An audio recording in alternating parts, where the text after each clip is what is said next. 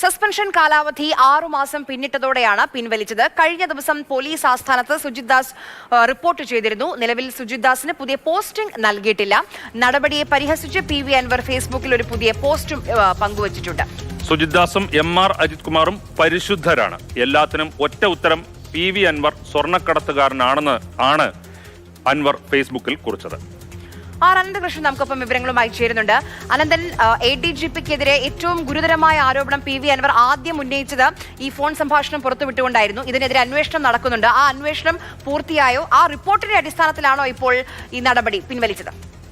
Arya, PV അൻവറിന്റെ വെളിപ്പെടുത്തൽ കൊടുങ്കാറ്റിൽ കടപുഴകിയവരാണ് മുൻ Malappuram SP Sujith ദാസും ADGP MR Ajith കുമാറും.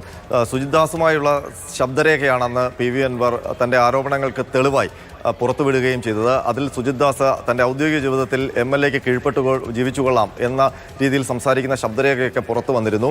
ഈ ശബ്ദരേഖയുടെയും അതിനുശേഷമുള്ള അൻവറിന്റെ വെളിപ്പെടുത്തലിന്റെയും ഒക്കെ അടിസ്ഥാനത്തിലാണ് സുജിത് ദാസിനെ സർവീസിൽ നിന്ന് സസ്പെൻഡ് ചെയ്തുകൊണ്ട് സർക്കാർ തീരുമാനമുണ്ടായത്.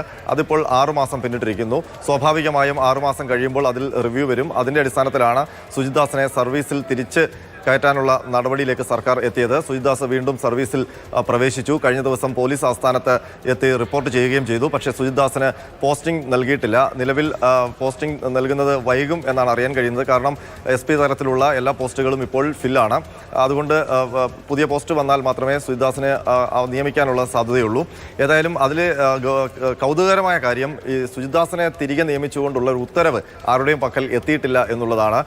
അതീവ രഹസ്യമായ സ്വഭാവത്തോടു കൂടിയാണ് ഈ നടപടികൾ പൂർത്തിയാക്കിയതെന്ന് വേണം മനസ്സിലാക്കാൻ.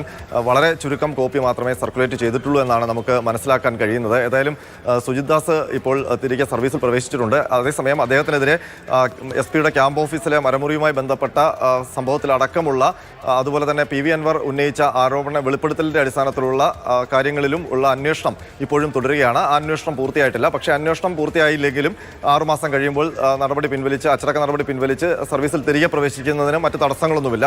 സ്വാഭാവികമായ ഒരു നടപടിയായിട്ട് തന്നെയാണ് ഇതിനെ കാണുന്നത്. പക്ഷേ ഇതിന്റെ ഒരു രഹസ്യാത്മകത സൂക്ഷിച്ചതാണ് കൗതുകകരമായി തോന്നുന്നത്. 6 മാസം കഴിഞ്ഞതോടുകൂടി സ്വാഭാവികമായി സുജിത് ദാസ് സർവീസിലേക്ക് തിരിച്ചു വരികയാണ്. സസ്പെൻഷൻ പിൻവലിക്കുക എന്നുള്ളത് സർക്കാർ സാങ്കേതികമായി ചെയ്തിരിക്കുന്നു. ഇതിൽ ഏറ്റവും പ്രധാനപ്പെട്ട കാര്യം നേരത്തെ അനന്തകൃഷ്ണൻ പറഞ്ഞതാണ്.